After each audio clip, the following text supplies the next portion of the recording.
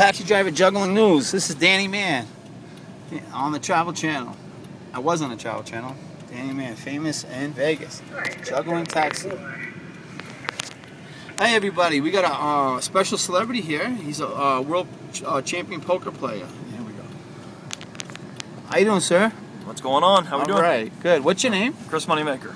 Chirs Moneymaker. Chris, why do they call you Chirs Moneymaker? That's my last name, so it makes sense. It makes sense, huh? Yeah. Maker. Maker's your last name? Moneymaker's my last name. Okay. Yep. And tell me a little about the Rio, what's going on with the game right now at the Rio. How's the championships going? 2012 World Series is going on. The main event doesn't start till next month. But Okay. we're in the preliminary events, the 5K PLOs tomorrow. Uh-huh. So I'm about ready to go in and watch the Heat, Okay. series, and then I'll probably go play a little poker tonight. Who do you like today in Miami? Miami or Oklahoma? I think we talked about it earlier. You got a bet, and I like your bet. So Okay, Miami. I'm Miami. going to go game 3, Miami. Okay.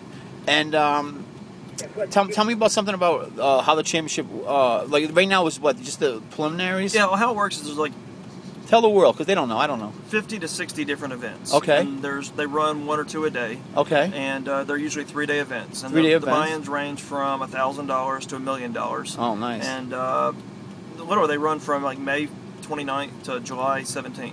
May 29th, July 17th. And what people see on TV is actually the main event usually. That's the big one at the end. Okay. It's the $10,000 buy-in.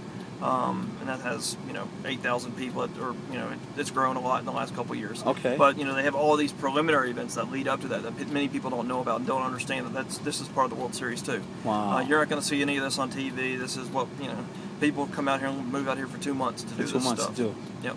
Now tell me what championships you won over the years. Won the World Series of Poker, the main event, and then What year? What year? 2003. Can you tell you how much that was? It was $2.5 million. For Wow. That one. Yep. It was a good score. Uh-huh. And then don't have a whole lot of other victories. I got some second places, some third places. Tell me second place. That's big. Well, just got second place in NBC Heads Up last year, and I got second place on a World Poker Tour. So Okay. I don't play a whole lot because I got family. So, Okay. I got kids. And 1 year you beat my buddy Toma Benevisti. What year was that? That was 03. That was 0 on the main 03, event. you won the main event. That's actually how we got started in the conversation. Yep. Toma Benevisti, my buddy. Your best friend or one of your buddies. And, one of my buddies, yeah. He was on the final table with me, and Yep. I actually ended up busting him when he had his 10 jack. He made a good move with 10 jack. He's smart, huh? He is smart. He made a really good shove. Yeah. And I made a call with ace deuce, which in today's game I might make it, but back then it was probably a loose call. But it worked out in my favor. How do you compare the players today to back then? I wish I was the player today, and I could go back then, because the players back then were terrible compared to the players today. Really, they're a lot better. Oh, they're so much better. Really? So, I mean, so it's like everything, like football, boxing. Everybody gets better. Yeah, it's even on sports on drugs, because there's so many resources now. Yeah. Online poker really made it to where people could learn faster than, like Doyle Brunson, for example, he played his whole life and he was one of the best players, but kids today can play gain all the knowledge he played, all the hands he played in about a year. Wow. Just because of online poker. Online poker. So it changed everything. It changed everything. Yep. Wow. Somebody young starting out, what would you recommend them to do to start out, like a young person just starting in? Stay in school. Stay in school? No, but he wants to be a gambler. What would you recommend? Everybody wants to be a poker player. Yeah, It's cool, it's fun, exciting.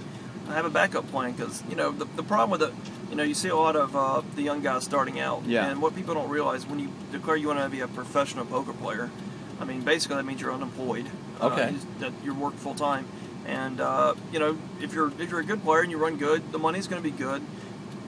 It's nice, and I enjoy it, and a lot of people do enjoy it. Yeah, the problem is, 6 years down the road, are you still enjoying it? Yeah. And if you're not enjoying it, you're stuck. Then you're stuck. Yeah. Yeah, because what else are you going to do? Poker, to be good, it sort of has to consume you. It's like anything. If you're a boxer, you got to train your ass off. Yeah, exactly. Sort of the same thing in poker. You got to really work at it, and it's got to, the majority of your life has to revolve around poker. So if that's the life you choose, you need to have a backup plan just in case it doesn't work out. Just in case. Yeah, because people are getting better. And they're getting better. They took away online poker last year, so you can't do that. Yeah. So it made it a lot tougher.